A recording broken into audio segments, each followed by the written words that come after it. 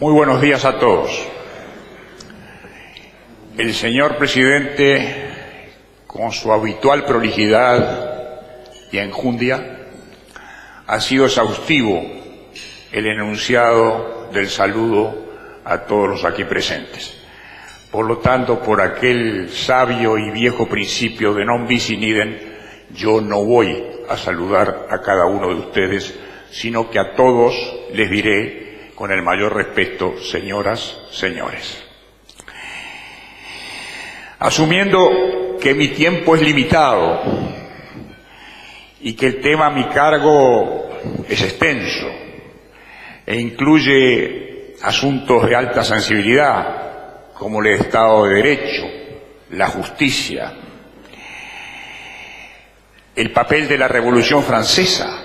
Saludo en especial en este caso al señor embajador, y creo que eso me está permitido. Y naturalmente el Rotary como escenario de libertad, que en definitiva ese fue, sin duda, uno de los logros fundamentales de ese proceso revolucionario. Pero comencemos por el principio. Yo no puedo dejar de hacer aquí en este momento una evocación histórica, por más que el tiempo apremia. Y es esa evocación, o mejor dicho, refiere esa evocación al gran maestro de Derecho Constitucional uruguayo, profesor doctor Justino Jiménez Arechaga, profesor de muchos de los que aquí estamos, y yo diría más que profesor, maestro de los que aquí estamos. Este profesor, en su almuerzo, igual que este, del Rotary, invitado como orador principal, dijo en ese momento, el 15 de septiembre de 1964, bajo el título Responsabilidad Cívica, que ese era el tema de su exposición, dijo Arechaga: hablar aquí de responsabilidades cívicas es hablar de las responsabilidades que alcanzan a un ciudadano en una democracia como esta que tenemos. Lo decía don Justino Jiménez Arechaga en ese momento, en este mismo ámbito. Agregaba luego, entre otras relevantes ideas que hacen a mi tema: en todo caso, es preciso ver claro que mientras cualquier otro régimen político puede esperar su progreso y grandeza de causas extrañas al espíritu mismo de los hombres que lo viven, ello no sucede con la democracia. Agrego por mi parte, y bajo mi exclusiva responsabilidad, en tiempos en que el pasado y la historia de nuestro país, instituciones y personas, se pone muchas veces en duda, incluso bajo sospecha, y en muchos casos se ignora, he creído necesario y oportuno regresar a un tema, el del Estado, la justicia, el individuo, temas de los que se habla y comenta a diario, sin ir más allá muchas veces que la proclama del título o la indicación del rótulo, como corresponde a esta mediatización intermediada por la televisión. Al amparo de este señalado aniversario 98º del Rotary Montevideo, renuevo por esta vía, tratando de oxigenar con ustedes, hasta donde ello fuere posible, los preindicados conceptos que nos acompañan siempre: el Estado, el derecho, la justicia, la libertad, todos elementos quintaesenciales, por más que muchas veces el desgaste de las palabras apareje consigo también el desgaste de los conceptos. Comencemos por el Estado de Derecho. Comencemos por el Estado de Derecho. Desde una concepción liberal del pensamiento, liberal en cuanto fe y compromiso con la libertad. Liberal sin adjetivos, liberal desde una concepción liberal que hace de la libertad profesión habitual y por lo tanto en el más genuino sentido de la palabra, solo concebimos al Estado como el garante máximo de la libertad y un promotor indelegable e insustituible de la justicia social. Ambas matrices, a nuestro juicio, son irrenunciables y es también en nuestra opinión el blindaje auténtico de la paz política y social, porque así concebimos al Estado. Solamente le reconocemos esa condición o esa cualidad, esa calificación, cuando funda su legitimidad en el derecho, porque de los más de 190 estados que hoy se sientan en las bancas de la Asamblea General de Naciones Unidas, apenas poco más de 80 practican y ejercen el Estado de Derecho. Quiere decir que esta es una causa abierta, esta es una causa a seguir, este es un tema a continuar, este es un tema no congelado ni en el tiempo ni en el espacio, porque esta condición de alguna manera califica al mundo en su conjunto. Comencemos pues a desbrozar las diferentes visiones del Estado. El tiempo limitado obliga a ciertas opciones que doy por descontado, que ustedes advertirán que no estoy en condiciones en 20 minutos más que me restan de examinar cada uno de los aspectos que el Estado desde su creación misma, desde su teoría general hasta los días que corren, ha vivido. Empecemos por decir que el Estado es el ente al cual se le asigna el poder, tiene la legitimidad del poder. Naturalmente la legitimidad del poder no es solo el poder de elegir, es también el poder de controlar, es el poder que deriva de la separación de poderes, es el poder que deriva de una justicia independiente. No hay un Estado de Derecho sin justicia independiente. La justicia es justicia solo si es independiente. No tiene poder como el Ejecutivo o el Legislativo. No dicta leyes, no administra, no dicta decretos, pero sí tiene el poder de declarar inconstitucional una ley y tiene sobre todo el poder de resolver con independencia las causas tanto públicas como privadas. Y este es el garante supremo del Estado de Derecho. Y en tiempos en que la justicia aparece muchas veces sentada, a veces con exceso, en el banquillo de los acusados, yo me siento en mi obligación, como viejo abogado, en la necesidad de consignar que siento aún, y lo sigo sintiendo aún desde una militancia menor desde el punto de vista de la abogacía, me siento solidario con la justicia de nuestro país por su ecuanimidad y sobre todo por su honradez. Otro elemento son los partidos políticos. ¿Qué papel juegan los partidos políticos en el Estado de Derecho? Los partidos políticos son los que nominan los representantes que luego elige el cuerpo electoral. Y el representante tiene nada más ni nada menos que la responsabilidad de representar, es decir, hablar por el pensamiento, la idea y en muchos casos hasta el alma y el corazón del representado.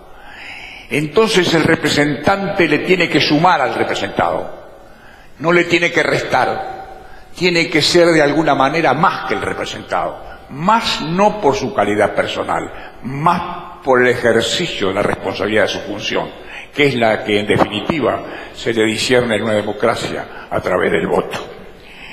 Por lo tanto, no hay Estado de Derecho sin partidos políticos organizados, ni hay Estado de Derecho sin responsabilidad de los representantes. Veamos ahora otro punto: el ejercicio del poder del Estado, sus límites. ¿El poder del Estado es ilimitado? No, no es ilimitado. El poder del Estado tiene el mayor límite en su legitimidad. Es la legitimidad del poder la que le genera el primer límite. Vale decir, poder puede tener cualquier Estado. El Estado soviético tuvo poder, el Estado nacionalista tuvo poder, el Estado de la Falange tuvo poder. Y hay formas modernas, presenciales, contemporáneas, visibles, en donde hay autoritarismo, bajo la apariencia de un Estado de Derecho. Por lo tanto, lo que está en quiebra allí es la legitimidad esencial, la que deriva del respeto por la representatividad y de consiguiente el respeto por el ejercicio democrático. Decimos con Norberto Bobbio es sin duda alguien al cual hay que regresar más frecuentemente de lo que uno muchas veces pudiera hacer, que tanto los límites del poder como las funciones del Estado son abarcados por la doctrina liberal. O sea, la doctrina liberal se ocupa de ambas cosas. El límite superior del poder, lo dijimos antes, es la justicia. Y la función pública, por definición de la justicia, es precisamente tanto en lo que hace al control de las leyes como resolver las contiendas, que Couture, Eduardo J. Couture, nuestro maestro del derecho procesal y maestro del pensamiento, evocando al poeta Schiller, decía: el derecho es un Dios tutelar, de la humanidad para cuando el amor ha huido. Hermosa frase, poética.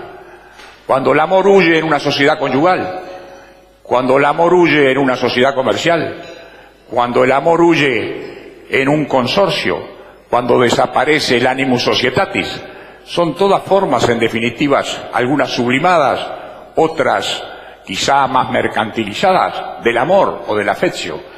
Schiller así lo decía y Couture así lo recordaba. Otro capítulo, el del Estado y los derechos humanos. El Estado y los derechos individuales. ¿Cómo juega el individuo frente al Estado? ¿O cómo juega el Estado frente al individuo? El individuo tiene capacidades por sí mismo. Tiene una naturaleza que lo hace sujeto de derecho sin necesidad de una norma que así lo declare. Esta concepción naturalista ha encontrado su desarrollo más moderno en la concepción del derecho humanitario. Y hoy día el tema del derecho humanitario no es solo tema de cada Estado, es tema de la comunidad internacional. Por eso hay tantas convenciones internacionales que se ocupan del tema de los derechos humanos. Y en esa materia es evidente que no hay Estado de Derecho y no hay democracia si no hay respeto por los derechos humanos. La defección en el respeto por los derechos humanos descalifica al Estado de Derecho y, por supuesto, anula la democracia. Por eso la vestimenta del Estado de Derecho o de la democracia se despoja, se cae cuando aparecen las violaciones a los derechos humanos. Otro punto, el Estado y la economía. Se cuestiona al Estado por su intervencionismo, a veces por su exceso de amplitud en los fines y objetos, y muchas veces incluso se piensa que el Estado debería reducirse a su forma primaria y original de hacer justicia y hacer leyes y administrar. Sin embargo, la sociedad moderna nos muestra la necesidad de proteger al más débil, de actuar con un criterio de sensibilidad social, y esto no implica necesariamente la adhesión a una cierta corriente de pensamiento filosófico, político, partidista, sino significa el ejercicio de la sensibilidad en forma colectiva. Vale decir, el Estado es, en definitiva, un sensor de esa sensibilidad, es el medidor de esa sensibilidad y tiene que tomar en cuenta ese fenómeno para llevar adelante la administración. Cuando yo escuchaba hoy a Ricardo Pascale y lo escuchaba hablar de sus nuevos proyectos, no podía dejar de pensar en la responsabilidad que le cupo en el gobierno de restauración democrática en el Uruguay, dirigiendo los destinos del Banco Central. Un hombre del Renacimiento, porque al mismo tiempo que maneja las finanzas y la economía del Estado, maneja la madera como nadie. Y yo tuve la hermosísima oportunidad que nos da la vida de ofrecer el monumento ejecutado por Ricardo a las Naciones Unidas y el monumento ofrecido por Ricardo a la Biblioteca de Alejandría. En dos instancias inolvidables que hacen a la mejor historia de él y, por supuesto, de nuestro país. Y perdón la digresión, pero la digresión tiene mucho que ver con lo que una sociedad libre puede generar, con lo que una sociedad democrática puede generar, porque él, al igual que yo, viene de italianos, que llegaron aquí con una mano atrás y otra adelante, y que no hicieron sino trabajar y buscar en el mejoramiento y la responsabilidad de cada uno, sin blasones, sin escudos, porque en definitiva todos venimos de un lugar, todos bajamos del barco, todos se bajaron del barco.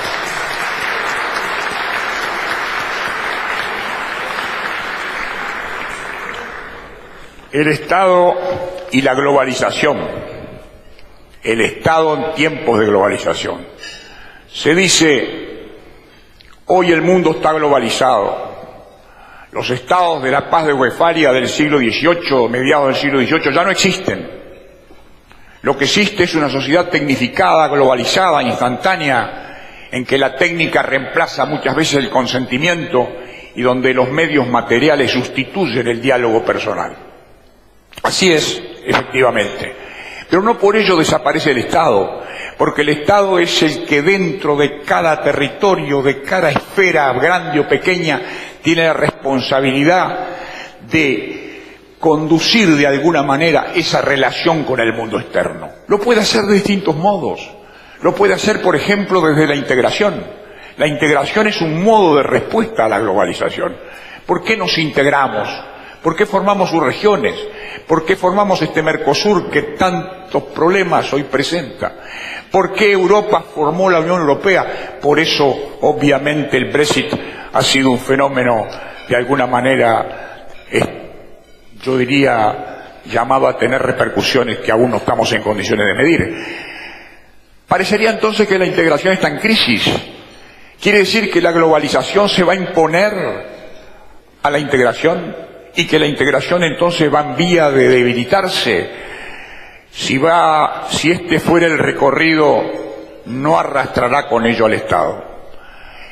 Tanto en tiempos de globalización como de integración, en definitiva el Estado es el responsable de garantizar la vida ordenada de un país. No son los gremios ni los sindicatos. Con todo respeto hacia los gremios y los sindicatos. Los gremios y los sindicatos administran intereses, el Estado administra derechos. Y esa es la gran diferencia. Porque mientras que la representatividad califica al derecho, el interés califica solo a la demanda circunstancial de satisfacción de ese interés. Son cosas distintas, no mezclémoslas pues. Entonces, llegamos al punto final. Se dice, no sin cierta ligereza, que el Estado está en crisis, está enfermo de burocracia, ha engordado demasiado, no se muestra muy proclive a la dieta burocrática, tiene elementos que muchas veces perturban su accionar, porque no encuentra en el complejo mapa político la debida conexión como para actuar con eficacia en todos los terrenos. Es cierto, eso sucede no solo aquí, sucede en el mundo. Pero el hecho de que una organización que rompió con el feudalismo, que tuvo en la Revolución Francesa el punto de partida de la finalización formal del medioevo, porque cuando se dijo a la Bastille no se decía solo por la toma de esa prisión que tantos malos recuerdos traía, sino como el emblema de una decisión que veía en Versalles la frivolidad y que veía en el rey la debilidad, incapaz de superar lo que sus inteligentes ministros Turgot y Necker le habían planteado como salidas eventuales ante lo que era un hecho inminente, la revolución. Y con ello también cumplo en este paisaje temático que se me ha encargado, y cumplo satisfacción diciendo al señor embajador de Francia mi mejor y mayores deseos de que su país siga siendo el abanderado de la libertad.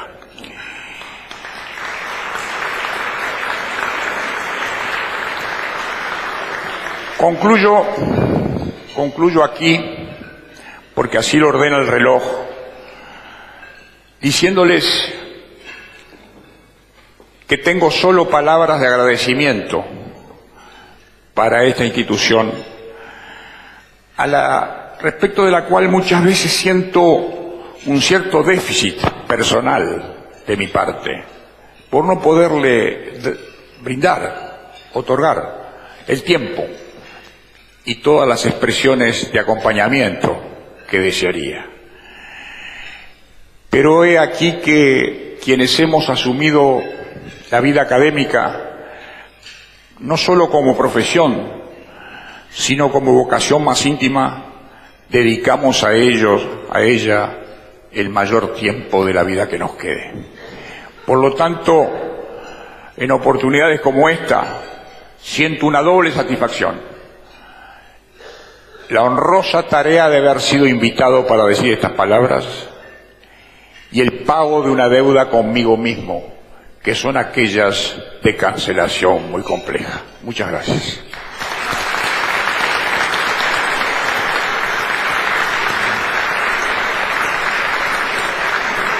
Muchas gracias.